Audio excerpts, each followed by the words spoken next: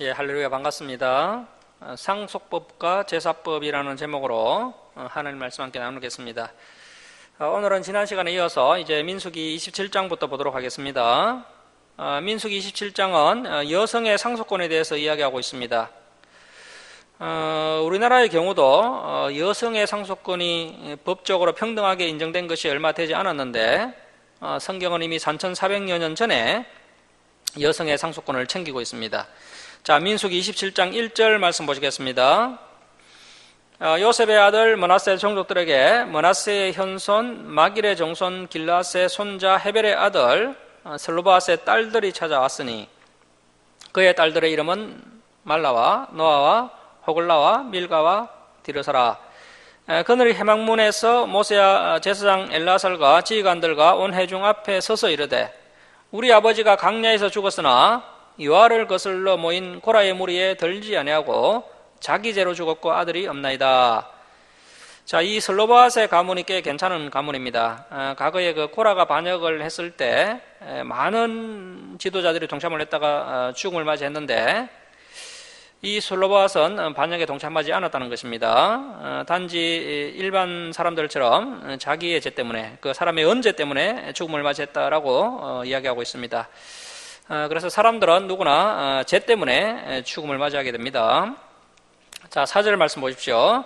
어찌하여 아들이 없다고 우리 아버지의 이름이 그의 종족 중에서 삭제되리까? 우리 아버지의 형제 중에서 우리에게 기업을 주소서 하매 모세가 그 사연을 여호와께 아뢰니라. 여호와께서 모세에게 말씀하여 이르시되 슬로바앗의 딸들의 말이 옳으니 너는 반드시 그들의 아버지의 형제 중에서 그들에게 기업을 주어 받게 하되 그들의 아버지의 기업을 그들에게 돌릴지니라. 자, 이렇게 해서 이제 슬로바앗의 딸들도 남성들과 똑같이 상속을 받게 됩니다. 자, 계속해서 8절 말씀 보시면 너는 이스라엘 자손에게 말하여 이르기를 사람이 죽고 아들이 없으면 그의 기업을 그의 딸들에게 돌릴 것이요 딸도 없으면 그의 기업을 그의 형제에게 줄 것이요 형제도 없으면 그의 기업을 그의 아버지의 형제에게 줄 것이요 그의 아버지의 형제도 없으면 그의 기업을 가장 가까운 친족에게 주어 받게 할지니라 하고 나 여호와가 너 모세에게 명령한 대로 이스라엘 자손에게 판결의 규례가 되게 할지니라. 자, 그래서 이제 지금 읽어봐도 가장 합리적이고 가장 올바르게 상속법을 정리해 주시는 공평하신 하나님의 모습을 보실 수 있습니다. 자, 이제 27장 12절부터 23절은 모세의 후계자 여호수아에 관한 말씀이 나오는데요. 자, 12절 말씀 보십시오. 여호와께서 모세에게 이르시되 너는 이 아바림 산에 올라가서 내가 이스라엘 자손에게 준 땅 가나안 땅을 바라보라. 자, 여기서 이 아바림 산은 우리가 앞에서 살펴봤던 건 너보산을 말하는 것으로 보입니다. 이 너보산의 다른 이름이 아바림 산이라는 것이죠. 모세는 마지막에 이 너보산에서 그러니까 이 아바림 산에서 죽음을 맞이하게 됩니다. 자, 13절 말씀 보십시오. 본 후에는 내 형 아론이 돌아간 것 같이 너도 조상에게로 돌아가리니. 자, 지금 모세가 하나님께 죽음을 통보받고 있는 장면입니다. 자, 14절 보시면 이는 신강야에서 회중이 분쟁할 때에 너희가 내 명령을 거역하고 그 물가에서 내 거룩함을 그들의 목전에 나타내지 아니하였음이니라. 이 물은 신강야 가데스의 무리바 물이니라. 자, 여러분, 이 모세가 가나안 땅에 얼마나 들어가고 싶어 했겠습니까? 모세가 반석에게 명령해서 물을 내라는 하나님의 그 말씀을 거역하고 이제 하가 나서 반석을 2번 내리쳐서 하나님의 거룩함을 훼손했습니다. 그 일 때문에 이제 모세는 가나안 땅에 들어가지 못하게 됩니다. 이 모세가 그동안 얼마나 하나님께 참 충성하고 헌신을 했는데 한 번 실수를 했다고 가나안 땅에 못 들어가게 하시니 이 모세가 한편으로는 많이 섭섭하기도 했을 것입니다. 하지만 모세는 하나님을 원망하거나 또 가나안 땅에 들어가게 해달라고 조르지 않았다는 것입니다. 하나님께서 말씀을 하시면 그 말씀에 묵묵히 순종하는 모세의 모습을 볼 수 있는데요. 참으로 우리가 본받아야 할 자세입니다. 저와 여러분도 이제 모세와 같이 이렇게 교회를 섬기다가 이제 인생의 말년을 맞이하게 될 겁니다. 그때 이제 하나님께서 저와 여러분에게 너는 여기까지다라고 말씀하실 때 그 하나님의 말씀에 묵묵히 순종할 수 있는 저와 여러분이 되어야 합니다. 자, 그리고 이 모세는 죽기 직전에도 자신을 챙기는 것이 아니라 끝까지 백성들을 챙기는 참으로 성숙한 지도자의 모습을 보이고 있습니다. 그러한 모습이 이제 15절 이하에 소개되고 있습니다. 자, 15절 말씀 보십시오. 모세가 여호와께 여짜와 이르되 여호와 모든 육체의 생명의 하나님이시여 은하건대 한 사람을 이 회중 위에 세워서 그로 그들 앞에 출입하며 그들을 인도하여 출입하게 하사 여호와의 회중이 목자 없는 양과 같이 되지 않게 하옵소서. 자, 모세는 자신이 죽은 이후에 자신 대신에 백성들을 인도할 후계자를 걱정하고 있습니다. 후계자가 제대로 세워지지 않으면 백성들이 목자 없는 양같이 방황할까 봐 걱정을 하고 있는 겁니다. 후계자를 잘 세우고 잘 준비하는 지도자가 참된 지도자의 훌륭한 지도자인데, 이 모세는 오래전부터 여호수아의 덴데미를 알아보고는 후계자 훈련을 잘 시키고 있었습니다. 하나님께서도 이미 그것을 다 알고 계십니다. 자, 18절 말씀 보십시오. 여호와께서 모세에게 이르시되 눈의 아들 여호수아는 그 안에 하나님의 영이 머무는 자니 너는 데려다가 그에게 안수하고. 자, 지난 개역 한글 성경에서는 여호수아는 하나님의 신에 감동된 자다라고 번역을 해놨고요. 이번 개역 개정 성경에서는 그 안에 하나님의 영이 머무는 자다라고 번역을 했습니다. 자, 그래서 누군가가 하나님의 사명을 감당하려면 그 사람 안에 하나님의 영이 머물러야 합니다. 다시 말하면 성령 충만한 사람이 되어야 한다는 것입니다. 온통 마음속에 자신의 욕심과 소원이 가득 차 있으면 성령 충만한 사람이 될 수 없습니다. 하나님의 마음과 하나님의 소원으로 충만하고 또 순수하고 깨끗한 마음의 소유자가 바로 이 여호수아였습니다. 모세가 성령 충만한 여호수아의 덴데미를 알아보고 후계자 훈련을 잘 시켰기 때문에 나중에 이 여호수아가 훌륭한 지도자가 되는 것을 볼 수가 있습니다. 자, 19절 말씀 보십시오. 그를 제사장 엘르아살과 온 회중 앞에 세우고 그들의 목전에서 그에게 이탁하여 내 종기를 그에게 돌려 이스라엘 자손의 온 회중을 그에게 복종하게 하라. 그는 제사장 엘르아살 앞에 설 것이요 엘르아살은 그를 위하여 우림의 판결로서 요 앞에 물을 것이며 그와 온 이스라엘 자손 곧 온 회중은 엘르아살의 말을 따라 나가며 들어올 것이니라. 자, 우리 22절 23절 함께 읽겠습니다. 시작.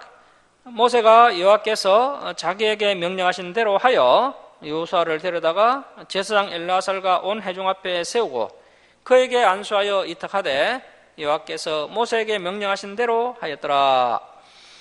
자, 이렇게 해서 이제 여호수아를 공식적으로 이제 이스라엘의 최고 지도자로 세우게 됩니다. 사람을 세울 때는 이렇게 공식적으로 세워야 합니다. 자, 이제 28장과 29장에서는 다시 제사법이 언급되고 있는데요.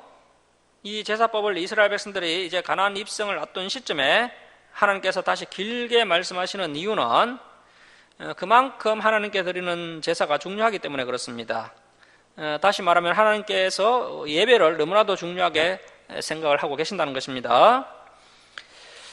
우리가 예배 중심의 삶을 살 때 하나님 중심의 삶을 살게 되는 것입니다. 예배에서 승리해야 우리의 인생도 승리할 수가 있습니다. 자, 그래서 이스라엘 백성들이 가나안 땅에 들어가서 승리하며 살아갈 수 있는 것은 다른 것에 있는 것이 아니라 바로 이 제사에서 승리할 때, 다시 말하면 이 예배에서 승리할 때 가나안 땅에서의 삶도 승리할 수 있다는 것입니다. 이 제사가 하나님과의 관계를 유지해 나갈 수 있는 최고의 길이라는 것입니다. 하나님께 드리는 제사가 이스라엘 백성들의 생명줄이기 때문에 이렇게 28장과 29장에 많은 분량을 할애하셔서 하나님께서 다시 한번 제사법에 대해서 말씀하고 계신 것입니다. 오늘날은 구약에서 드리던 제사법은 폐했습니다.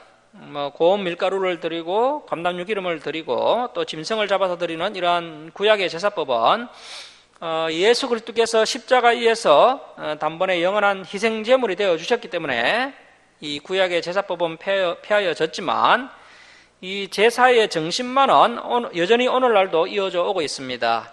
이 제사의 정신은 오늘날 우리 성도들에게 예배의 정신으로 그대로 이어지게 되었던 것입니다.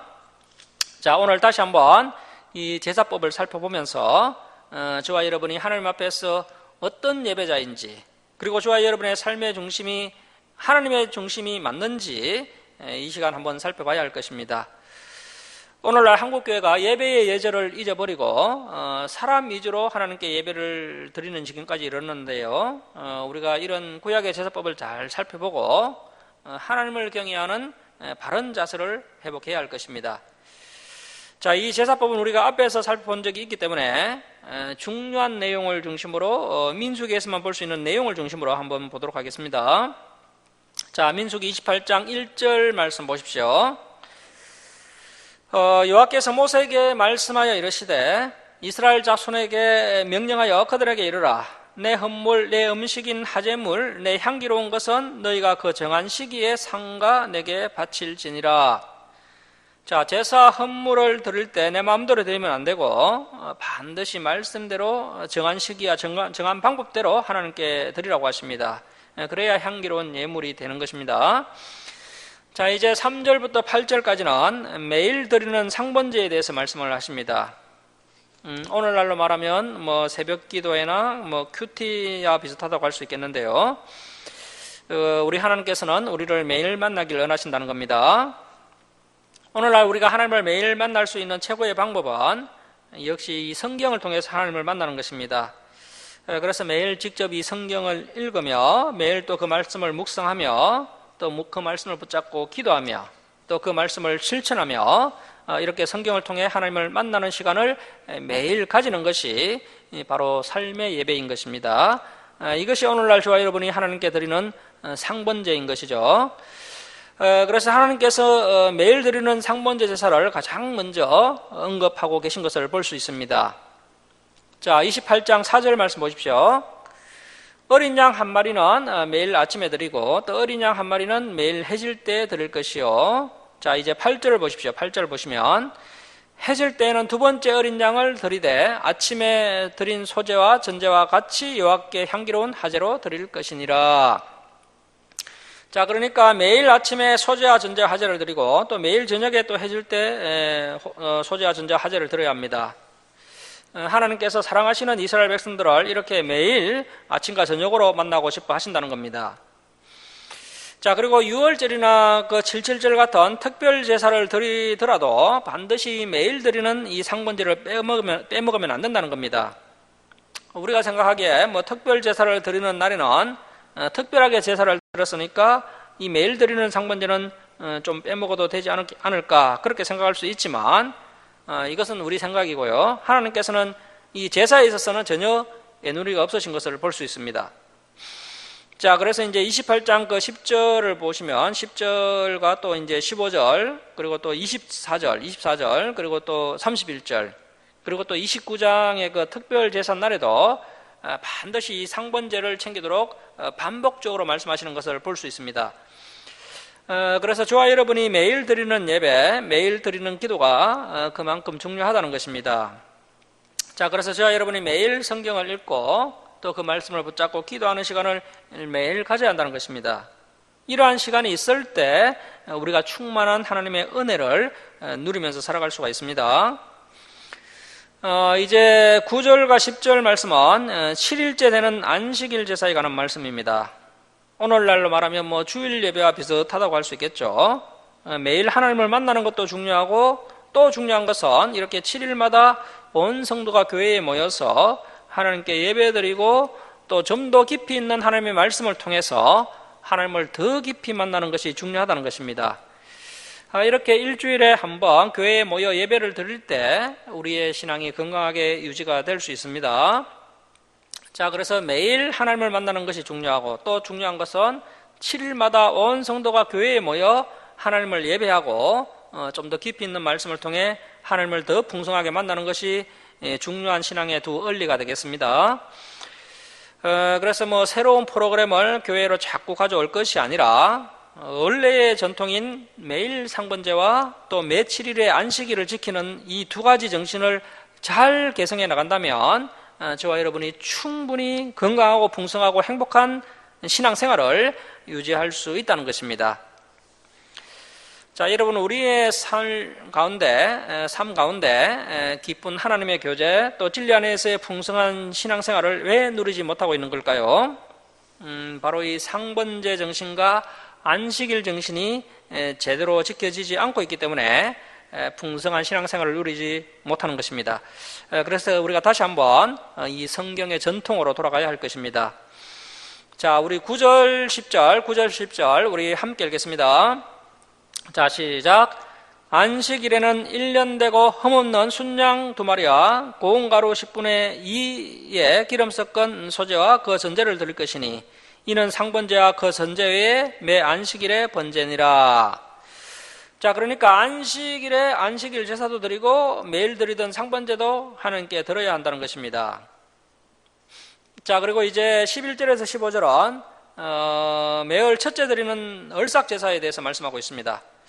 오늘날도 이 얼삭 제사를 드리는 교회가 있습니다. 하나님께서는 조금이라도 의미가 있으면 이렇게 이스라엘 백성들과 만나고 싶어 하신다는 것을 알 수 있습니다. 사랑하는 사람이 있으면 작은 핑계라도 만들어서 자꾸 만나려고 하는 것처럼 전능하신 하나님께서 이렇게 자기 백성들과 만나고 싶어 하신다는 겁니다. 자, 11절 말씀 보십시오. 초하루에는 수송아지 2마리와 순양 1마리와 1년 되고 흠없는 순양 7마리로 여호와께 번제를 드리되.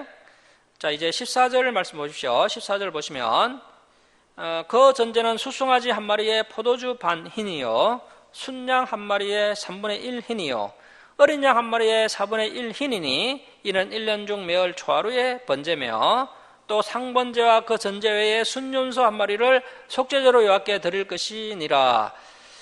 자, 매달 첫째 날 드리는 얼삭 제사도 드리고 또 매일 드리던 상번제 제사도 그대로 드리고 또 순염소 1마리까지 속죄제로 드려야 한다라고 말씀하고 있습니다.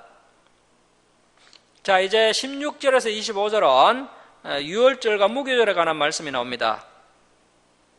이스라엘 백성들이 어린 양의 피를 좌우 문설주와 임방에 바르므로 죽음의 사자가 그 피가 묻은 집을 그냥 넘어가서 이스라엘의 장자들이 죽지 않고 구원받은 것을 기념하는 절기가 바로 이 유월절입니다. 오늘날은 예수 그리스도께서 유월절, 진짜 유월절 어린 양이 되셔서 우리가 구원을 받았기 때문에 우리는 이 유월절 대신에 예수님의 피와 살을 기념하는 성찬식을 교회에서 드립니다. 자, 그래서 이 성찬식은 우리가 주님을 만나고 또 주님과 교제하고 또 주님이 내 안에 내가 주님 안에 거하는 예식인 만큼 너무나 중요한 예식이 바로 이 성찬식입니다. 이 유월절 규례를 통해서 그것을 확인할 수가 있습니다. 자, 16절 말씀 보십시오. 첫째 달 14째 날은 여호와를 위하여 지킬 유월절이며 또 그 달 15째 날부터는 명절이니 이래 동안 무기봉을 먹을 것이며 그 첫날에는 성회로 모일 것이요 아무 일도 하지 말 것이며. 자, 24절 말씀 보십시오. 24절 보시면 너희는 이 순서대로 이래 동안 매일 여호와께 향기로운 화제의 음식을 드리되 상번제와 그 전제 외에 드릴 것이며 7째 날에는 성회로 모일 것이요 아무 일도 하지 말 것이니라. 자, 이제 26절에서 31절은 77절에 관한 말씀인데요. 이 77절은 오순절이라고 하기도 하고요 또 맥추절이라고 하기도 합니다. 그런데 오늘날 신약시대에는 이 절기가 또 둘로 나누어졌습니다. 신약시대의 그 오순절 마가다락방에서 성령님께서 공식적으로 강림하셨기 때문에 성령 강림절로 지키고 있고요 또 맥추절도 별도로 지키고 있습니다. 이 맥추절은 보리가 조수되는 시기에 이렇게 지키고 있는데요. 그래서 이제 매년 7월 첫째 주가 맥추 감사주일입니다. 요즘은 뭐 보리 농사를 잘 안 짓기 때문에 1월부터 6월까지 상반기 동안 수입을 허락하신 하나님께 감사하는 절기로 지키고 있습니다. 이렇게 이제 본래는 하나였는데 이제 신약 시대에는 2개의 절기로 나누어졌습니다. 자, 26절 말씀 보십시오. 77절 처음 익은 열매를 드리는 날에 너희가 여호와께 새 소재를 드릴 때에도 성회로 모일 것이요 아무 일도 하지 말 것이며. 자, 처음 익은 열매를 드리는 것이 바로 이 77절 맥추절 오순절의 본래 의미가 되겠습니다. 그래서 처음 익은 열매를 주시고 또 상반기 6개월의 수입을 주신 하나님께 감사하는 것이 우리 성도들이 지켜야 할 정신입니다. 자, 이제 29장으로 넘어가도록 하겠습니다. 29장 1절에서 6절은 이제 나팔절이 나옵니다. 이 나팔절이 7월 1일인데요. 이스라엘은 7월 1일이 신년입니다. 7월 1일이 새해입니다. 그래서 이 납발절은 오늘날 우리가 이제 신령 감사예배로 지키고 있습니다. 자, 1절 말씀 보십시오. 일곱째 달에 이르러는 그 달 초하루에 7월 1일에 성회로 모이고 아무 노동도 하지 말라. 이는 너희가 나팔을 불 날이니라.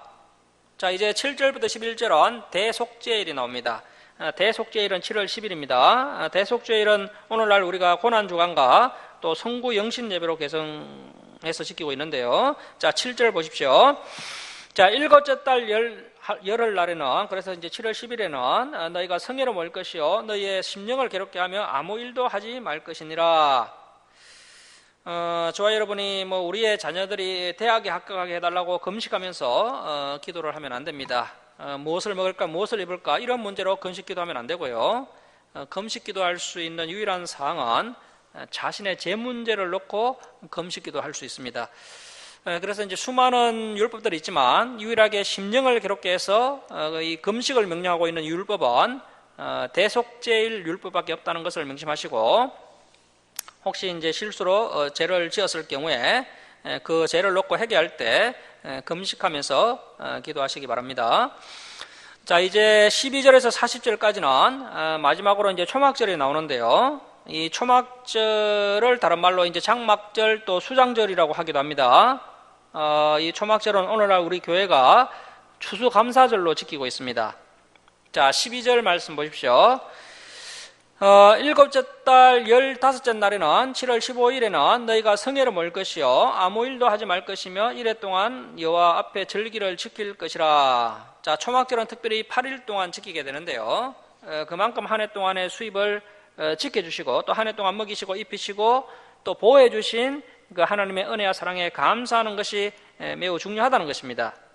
하나님께 감사할 줄 아는 성도가 되어야 한다는 것이죠. 자, 이제 13절 이하는 초막절 첫째 날입니다. 자, 13절 말씀 보십시오. 너희의 번제로 여호와께 향기로운 화제를 드리되 수송아지 13마리와 순양 2마리와 1년 된 순양 14마리를 다 흠없는 것으로 드릴 것이며 그 소재로는 고운 가루에 기름을 섞어서 수송아지 13마리에는 각기 10분의 3이요 10분의 1 에바가 2.27리터입니다. 그래서 이제 10분의 3 에바는 6.81리터가 되는 거죠. 자, 순양 2마리에는 각기 10분의 2요 10분의 2 에바는 4.54리터입니다. 어린 양 14마리에는 각기 10분의 1 에바, 그러니까 2.27리터를 드릴 것이며 상번제와 그 소제와 그 전제 외에 순염소 1마리를 속죄제로 드릴 것이니라. 자, 이것이 이제 초막절 첫째 날입니다. 자, 그리고 이제 17절 이하에는 초막절 둘째 날입니다. 자, 17절 보십시오. 둘째 날에는 숫송아지 12마리와 순양 2마리와 1년 되고 흠없는 순양 14마리를 드릴 것이며, 자, 이렇게 해서 이제 계속해서 일곱째 날까지 제사를 드리게 되는데요. 송아지 숫자만 다르고 내용은 똑같습니다. 초막절의 마지막 8째 날은 이제 장엄한 대회로 모이고 제물의 내용도 달라지게 됩니다. 자, 35절로 갑니다. 35절 말씀 보십시오. 8째 날에는 장엄한 대회로 모일 것이요 아무 일도 하지 말 것이며 번제로 여호와께 향기로운 화제를 드리되 수송아지 1마리와 순양 1마리와 1년 되고 흠없는 순양 7마리를 드릴 것이며, 자, 7일 동안은 수송아지 숫자만 계속 다르게 드리고요 순양 2마리와 1년 되고 흠없는 순양 14마리는 똑같이 드리다가 이제 마지막 날에는 수송아지 1마리와 순양 1마리와 또 1년 되고 흠없는 순양 7마리를 드립니다. 그래서 이제 제사를 드릴 때 정신을 번쩍 차려야 됩니다. 제사장이라 할지라도 말씀을 소리하면 실수할 수 있습니다. 그래서 이 말씀을 통해 우리가 알 수 있는 것은요, 이렇게 이제 제사를 지낼 때 예배를 드릴 때 매너리즘에 빠지면 안 된다는 것입니다. 제사가 계속 반복되기 때문에 쉽게 매너리즘에 빠질 수 있기 때문에 하나님께서 이렇게 이제 정신을 반짝 차리고 제사를 드리도록 이렇게 이제 복잡하게 제사에 관한 율법을 이렇게 복잡하게 해놓으셨습니다. 자, 여러분, 우리가 하나님을 어떻게 인정할 수 있을까요? 말로는 하나님을 인정한다라고 하기는 쉽습니다. 그런데 이제 실제로 인정하는 모습이 무엇일까요? 우리의 시간을 이렇게 드림으로 하나님을 인정할 수 있고요. 또 어떤 선택의 기로에서 분명하고 명확하게 하나님 편을 선택함으로 하나님을 인정할 수가 있습니다. 그리고 또 하나님을 인정할 수 있는 또 하나의 방법이 있는데요. 바로 이 예배 생활입니다. 이 예배 생활과 헌금 생활이 우리가 하나님을 실제로 인정한다는 것을 보여주는 우리의 상징적인 행위가 되는 것입니다. 자, 그래서 이러한 제사법을 통하여 과연 나는 실제로 하나님을 인정하고 있는 사람인지, 우리의 예배 생활이 현재 매너리즘에 빠져 있지는 않은지 한번 돌아봐야 하는 것입니다. 자, 37절 말씀 보십시오.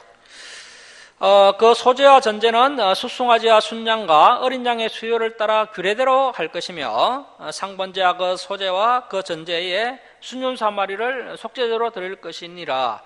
너희가 이 절기를 당하거든 여호와께 이같이 드릴지니 이는 너희의 선제나 낙헌제로 드리는 번제, 소제, 전제, 하목제에 드릴 것이니라.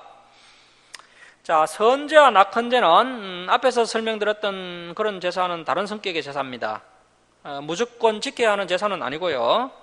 이것은 이제 자발적으로 드리는 제사인데, 선은 이제 선제는 누군가가 하나님께 선을 함으로 드리는 제사이고요. 또 이 낙헌제는 아주 신앙 수준이 높은 사람이 드리는 제사로 보입니다. 하나님께서 베풀어 주신 은혜와 복과는 전혀 상관없이 하나님의 섭리를 믿으며 또 기뻐하며 감사하며 드리는 한참 높은 제사가 바로 이 낙헌제를 할 수 있습니다. 짐승의 피로 제사를 드렸던 구약의 성도들이 이 정도 수준의 제사를 하나님께 올려드렸다면, 오늘날 예수 그리스도의 피로 제사하는 저와 여러분은 한참 더 높은 낙헌제 성격의 예배를 드릴 수 있는 성도들이 되어야 한다는 것입니다. 많은 성도들이 하나님께서 직접 베풀어 주신 그 은혜와 복 때문에 감사를 하는 수준에 머물러 있지만, 저와 여러분은 그러한 복과 은혜가 나의 삶 가운데 나타나지 않는다 할지라도 하나님의 그 오묘하신 섭리와 또 선하신 계획을 믿으며 오히려 고난 가운데서도 더 감사하고 또 기뻐하며 하나님께 감사드릴 수 있는 그런 참된 영적 예배자가 되어야 한다는 것입니다. 자, 이제 30장으로 넘어가겠습니다. 30장은 선에 관한 말씀입니다. 자, 30장 1절 말씀 보십시오. 모세가 이스라엘 자손 지파의 수령들에게 말하여 이르되 여호와의 명령이 이러하니라. 사람이 여호와께 선하였거나 결심하고 서약하였으면 깨뜨리지 말고 그가 입으로 말한 대로 다 이행할 것이니라. 자, 하나님 앞에서 스스로 선을 하고 약속을 했다면 반드시 무슨 일이 있더라도 지켜야 한다는 것입니다. 지킬 자신이 없으면 처음부터 하나님께 선을 하지 않는 것이 좋습니다. 이것이 이제 3장의 핵심 내용인데요.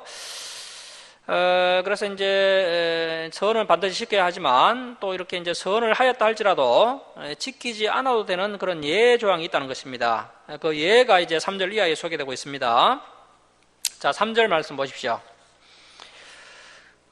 또 여자가 만일 어려서 그 아버지 집에 있을 때, 그러니까 이제 아직 시집을 가지 않은 딸이 아버지와 함께 지낼 때에 여호와께 선한 일이나 스스로 결심하려고 한 일이 있다고 하자 그의 아버지가 그의 선이나 그가 결심한 서약을 듣고도 그에게 아무 말이 없으면 그의 모든 선을 행할 것이요 그가 결심한 서약을 지킬 것이니라.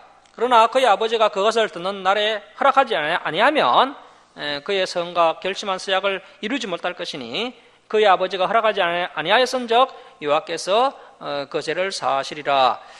자, 6절 말씀 보십시오. 또 혹시 남편을 맞을 때 선이나 결심한 서약을 경솔하게 그의 입술로 말하였으면 그의 남편이 그것을 듣고 그 듣는 날에 그에게 아무 말이 없으면 그 선을 이행할 것이요 그가 결심한 서약을 지킬 것이니라. 그러나 그의 남편이 그것을 듣는 날에 허락하지 아니하면 그 선과 결심하려고 경솔하게 입술로 말한 서약은 무효가 될 것이니 여호와께서 그 여자를 사하시리라. 자, 9절입니다. 가부나 이혼당한 여자의 선이나 그가 결심한 모든 서약은 지킬 것이니라. 부녀가 혹시 그의 남편의 집에서 선을 하였다든지 결심하고 서약을 하였다 하자 그의 남편이 그것을 듣고도 아무 말이 없고 금하지 않으면 그 선은 다 이행할 것이요 그가 결심한 서약은 다 지킬 것이니라. 그러나 그의 남편이 그것을 듣는 날에 무효하게 하면 그 선과 결심한 일에 대하여 입술로 말한 것을 아무것도 이루지 못하나니 그의 남편이 그것을 무효하게 하였은즉 여호와께서 그 부녀를 사하시느니라. 자, 13절 말씀 보십시오. 모든 선과 마음을 자제하기로 한 모든 서약은 그의 남편이 그것을 지키게도 할 수 있고 무효하게도 할 수 있으니. 그래서 이제 이 말씀은요, 하나님의 창조 원리를 기반으로 이해를 하시면 좋겠습니다. 여성이 창조될 때 남편을 돕는 입장으로 창조되었다는 것입니다. 그 창조 원리를 가지고 이 말씀을 이해하면 되겠습니다. 자, 14절 말씀 보십시오. 그의 남편이 여러 날이 지나도록 말이 없으면 아내의 성과 스스로 길침한 일을 지키게 하는 것이니 이는 그가 그것을 들을 때에 그의 아내에게 아무 말도 아니하였으므로 지키게 됨이니라. 자, 그러나 그의 남편이 들은 지 얼마 후에 그것을 무효하게 하면 그가 아내의 죄를 담당할 것이니라. 그래서 이제 뭐 아내가 선을 했다는 것을 듣고 그 내용이 합당하지 않으면 남편이 바로 취소를 해야 되는데, 이제 며칠이 지나서 그 선 지키지 말라고 하면요, 그것은 죄가 된다는 것이죠. 그래서 이제 그러면 이제 남편이 못 지키게 했으니까 그 남편이 죄를 담당하게 된다는 것입니다. 자, 16절 보시면 이는 여호와께서 모세에게 명령하신 규례니 남편이 아내에게 아버지가 자기 집에 있는 어린 딸에게 대한 것이니라. 그래서 이제 미혼 여성이 하나님 앞에서 어떤 선을 하려면 아버지의 동의가 있어야 하고요, 또 기혼 여성이 하나님 앞에 선을 하려면 남편의 동의가 있어야 한다는 것입니다. 물론 미혼 남자도 부모님 동의가 있어야 하고요, 기혼 남성도 아내의 동의가 있어야 하는 것은 뭐 상식선에서 당연한 것이지만, 여기서는 이제 하나님의 일을 할 때 최종 결정권이 아버지나 남편에게 있다는 이 성경적 질서를 이야기하고 계신 것입니다. 또한 이 당시에 여성들이 선을 지켜나갈 때 남성들에 비해서 많은 장애 요인들이 있었기 때문에 이러한 선 예의 규정들을 하나님께서 말씀해 주고 계신 것입니다. 뭐 지금은 이제 3400년이 흘렀기 때문에요, 이제 뭐 시대적 환경과 또 상황이 많이 변했습니다. 하지만 이 상속법 제사법 서원법의 정신만은 오늘날도 여전히 유효함을 보게 됩니다. 자, 말씀을 마치도록 하겠습니다. 사랑하는 성도 여러분, 진성의 피가 아닌 예수 그리스도의 피로 예배하는 백성답게 오늘 배운 이 율법보다 한참 더 높은 법을 개성하여서 하나님께 온전한 예배를 올려드리며 또 하나님과 더 깊은 사랑의 교제를 나누며 더욱 성숙한 성도로 성장해 나갈 수 있기를 주님의 이름으로 축원합니다. 자, 기도하겠습니다. 사랑의 하나님 아버지, 오늘도